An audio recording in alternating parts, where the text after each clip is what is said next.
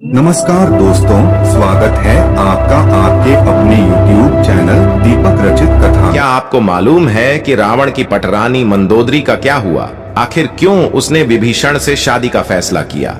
हिंदू पुराणों में उल्लेखित एक कथा के अनुसार मधुरा नाम की एक अप्सरा हुआ करती थी जो भगवान शिव से काफी ज्यादा प्रभावित थी। उस वक्त कैलाश पर्वत पर भगवान शिव अकेले थे। माता पार्वती कहीं गई हुई थी। कथा के अनुसार भगवान शिव को कैलाश पर्वत पर अकेला पाकर अप्सरा मधुरा उन्हें लुभाने की कोशिश करने लगी।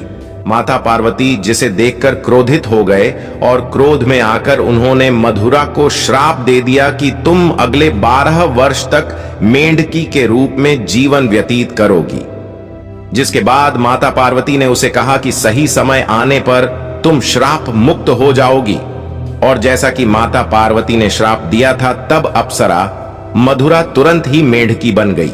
मेंढकी रूपी मधुरा पृथ्वी लोक पर किसी तरह अपने दिन गुजार रही थी, लेकिन तभी एक दिन अचानक एक भयंकर सांप मेंढकी को खाने के लिए उसके पीछे पड़ गया।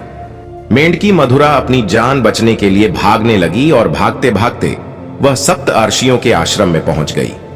जब सांप ने मेंढकी मधुरा को दौड़ ढाया, तब वह उछलकर उसी खीर के बर्तन पर बैठ गई।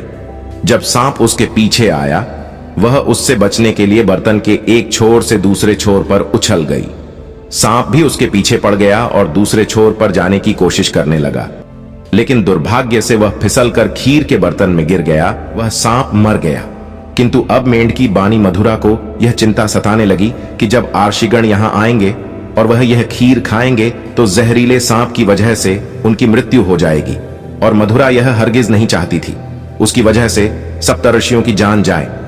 जैसे ही अर्षि वह आए तो वो उनके सामने ही तुरंत खीर के बर्तन में कूद गई। अर्षियों ने मेंढकी को बर्तन में कूदते हुए देख लिया, इसलिए उन्होंने सोचा कि अब तो यह खीर खाने योग्य नहीं है। खीर फैलाने पर उन्होंने देखा कि इस बर्तन में मेंढकी के अलावा एक सांप भी मरा हुआ है। यह देखकर सभी अर्षि समझ गए कि मेंढकी ने हम सब की जान बचाने के लिए अपने प्राणों का बलिदान दे दिया। मेंढकी की इस दरियादिली को देखकर सभी अर्षियों ने अपनी शक्ति से उस मेंढकी को जीवित कर दिया और उसे कन्या का स्वरूप दे दिया। किंतु लोग समाज के डर से अर्षियों ने इस कन्या को अपने साथ नहीं रखा। उन्होंने महर्षि कश्यप के पुत्र मायासुर को बुलाकर उस कन्या को सौंप दिया। उन्होंने मधुरा का नाम बदलकर मंदोदरी रख दिया। इस तरह मधुरा मंदोदरी बनी। असुरराज के महल में मंदोदरी को राजकुमारी का जीवन मिला। वो अपनी नई जिंदगी में बेहद खुश थीं, लेकिन इसी बीच उसकी जिंदगी में रावण की एंट्री हुई। वहीं उसने मंदोदरी को देखा और मोहित हो गया। उसने मायासुर से मंदोदरी का हाथ मांगा। मायासुर ने यह प्रस्ताव ठुकरा दिया तो क्रोधित रावण मंदोदरी का अपहरण कर लाया। मंदोदरी का चरित्र रामायण में बेहद नैतिक दिखाया गया है। जब रावण ने सीता का अपहरण किया था, तब मंदोदरी ने इसका विरोध किया। मंदोदरी बार बार रावण को यह समझाने का प्रयास करती रही कि दूसरे की पत्नी का अपहरण अपराध है। आखिरकार राम के साथ युद्ध में रावण की बुरी पराजय हुई। वह मारा गया और मंदोदरी विधवा हो गई। मंदोदरी के साथ भी रावण ने बलपूर्वक अपहरण करके विवाह किया था, लेकिन विवाह के बाद मंदोदरी सच्चे मन से उसके प्रति समर्पित हो गई। उसे इस भूल को सुधार लेना चाहिए। रावण की मौत के बाद भगवान राम ने मंदोदरी को विभीषण से शादी का प्रस्ताव दिया था। उन्होंने समझाया कि विभीषण के साथ मंदोदरी की जिंदगी बेहतर रहेगी। कहा जाता है कि इसके बाद एक बार भगवान राम सीता और हनुमान के साथ मंदोदरी को समझाने गए। तब ज्योतिष की प्रकांड विद्वान मंदोदरी को महसूस हुआ कि धार्मिक और तार्किक तौर पर, नैतिक तौर पर सही देवर विभीषण से विवाह करना गलत नहीं होगा।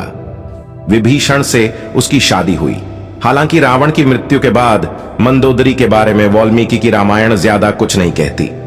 रावण के मरने के बाद जब मंदोदरी विधवा हो जाती है, तब भगवान राम विभीषण को सलाह देते हैं कि उसे अपनी भाभी से विवाह कर लेना चाहिए। ये परंपरा उन दिनों मान्य थी, लेकिन विभीषण के पहले से कई रानियां थीं और वह इसके लिए तैयार नहीं थे। यह भी कहा जाता है कि अगर विभीषण ये शादी कर लेते तो उन्हें भाई की जगह लंका पर शासन का नैतिक अधिकार भी हासिल हो जाता, क्योंकि मंदोदरी भी चाहती थी कि उसके पति के निधन के बाद लंका में स्थायित्व और समृद्धि रहे।